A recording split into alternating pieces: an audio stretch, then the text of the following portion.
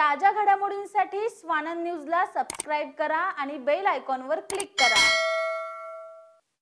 शेजारी राहणाऱ्या एका नराधमाने 9 वर्षाच्या चिमुरडीला खाऊचं आमिष दाखवून अत्याचार करत तिची निघृण हत्या केल्याची धक्कादायक घटना भिवंडी शहरात घडली होती। या प्रकरणी शांतीनगर पोलीस ठाण्यात नवीन कायद्यानुसार गुन्हा दाखल करून पोलीस पथकाने फरार झालेल्या नराधम आरोपीला अटक केली आहे।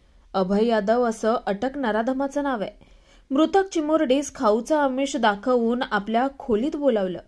खाऊच्या बहाण्याने मृतक मुलीने आपल्या घराला कुलूप लावून बंद केली व ती त्या नराधमाच्या खोलीत गेल्यावर तिथे नराधमाने तिच्यावर अत्याचार करून धारदार वस्तूने वार करून तिची निघृण हत्या केली।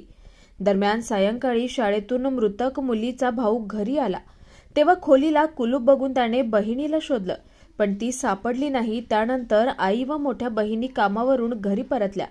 त्यांनी परिसरात शोधाशोध सुरू केली असता परिसरातील एका छोट्या मुलाने पीडित मुलीला ती राहत असलेल्या वरच्या मजल्यावरील खोलीत जाताना बघितल्याचं सांगितलं। त्यानंतर कुटुंबियांनी शोध घेतला असता एका बाहेरून कडी लावलेल्या खोलीत पीडितेचा मृतदेह रक्ताच्या थारोळ्यात निपचित पडलेला दिसून आला। हे दृश्य पाहिल्यावर कुटुंबियांनी एकच टाहो फोडला। शांतीनगर पोलीस ठाण्याचे पोलीस पथक घटनास्थळी दाखल होऊन पंचनामा करून चिमुरडीचा मृतदेह ताब्यात घेऊन उत्तरणीय तपासणीसाठी आयजीएम रुग्णालयात रवाना केला।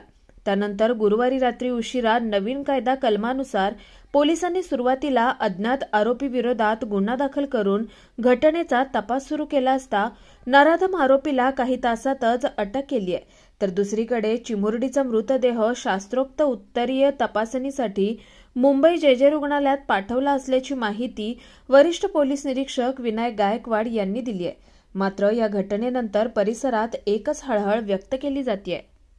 आकाश सहाने, स्वानंद मीडिया, भिवंडी। ताज्या घडामोडींसाठी स्वानंद न्यूजला सबस्क्राइब करा आणि बेल आयकॉनवर क्लिक करा।